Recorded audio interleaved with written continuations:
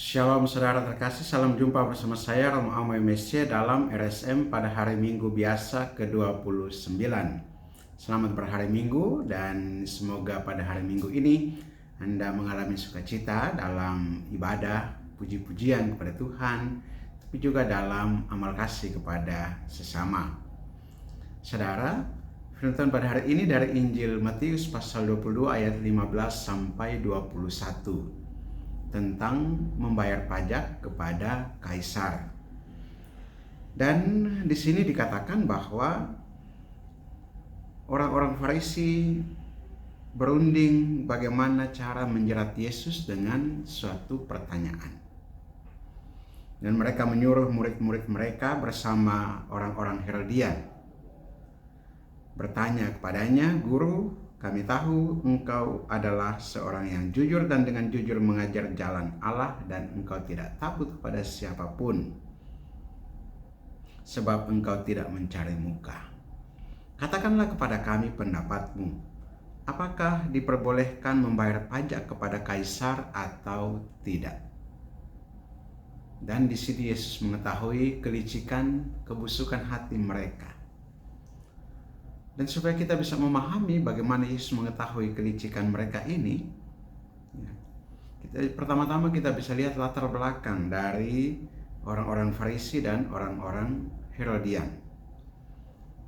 Orang-orang Farisi berusaha untuk menegakkan kerajaan Daud. Orang-orang Herodian adalah pengikut Herodes, berusaha untuk menegakkan kerajaan Yahudi atau raja wilayah Yahudi di bawah pimpinan Herodes. Dua kelompok ini sama-sama memang dari Yahudi dan punya kepentingan yang sama, yaitu untuk memperjuangkan pembebasan Yahudi dari penjajahan Roma.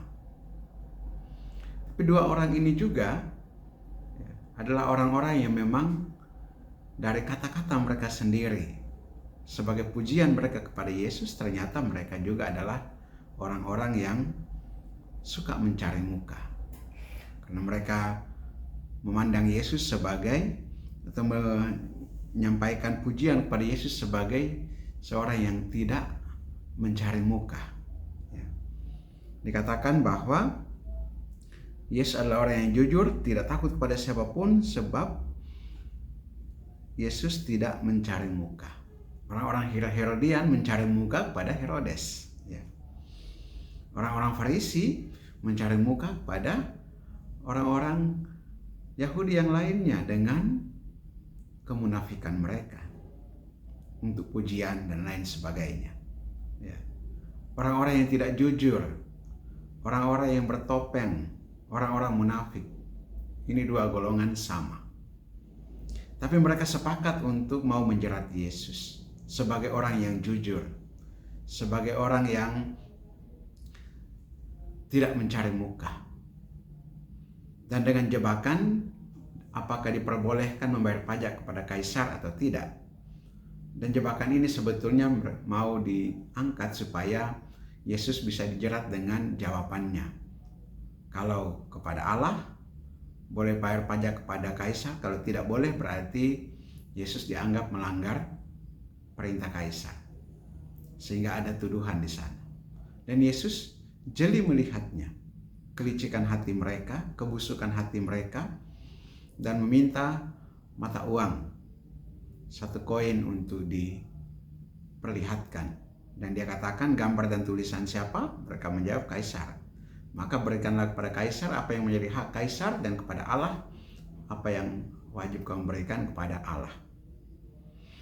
Saudara, jawaban ini membungkam orang-orang Herodian dan orang-orang Farisi yang suka mencari muka, yang selalu tidak jujur, penuh kemunafikan, dan mau menjebak Yesus. Kita belajar untuk seperti Yesus juga tetap tenang di tengah situasi di mana misalnya kita dituduh atau kita berada dalam suasana yang tidak menguntungkan.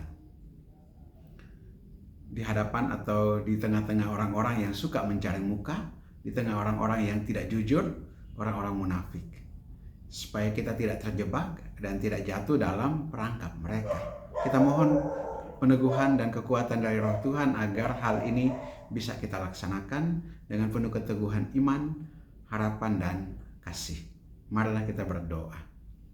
Allah Bapa kekal dan kuasa, kami mengucap syukur dan berterima kasih kepadamu atas firman-Mu yang Kau nyatakan kepada kami untuk senantiasa mendengarkan suara-Mu di tengah-tengah hiruk pikuk kehidupan kami, di tengah-tengah pergaulan kami dengan begitu banyak orang, di tengah-tengah kepentingan begitu banyak orang dalam kehidupan kami.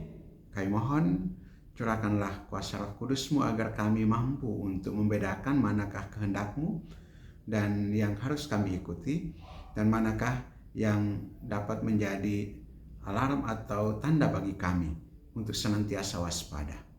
Karuniakanlah kami kewaspadaan ini agar kami senantiasa berada pada jalan-Mu. Kuatkan dan teguhkanlah langkah kami, terutama juga bagi yang sakit, semoga Engkau sembuhkan. Demi Kristus Tuhan dan pengantara kami yang hidup dan berkuasa bersama Dikau dalam persatuan Roh Kudus Allah sepanjang segala masa. Amin. Berkat Allah yang Maha Kuasa turun dan tinggal atas saudara sekalian, Bapa dan Putra dan Roh Kudus. Amin.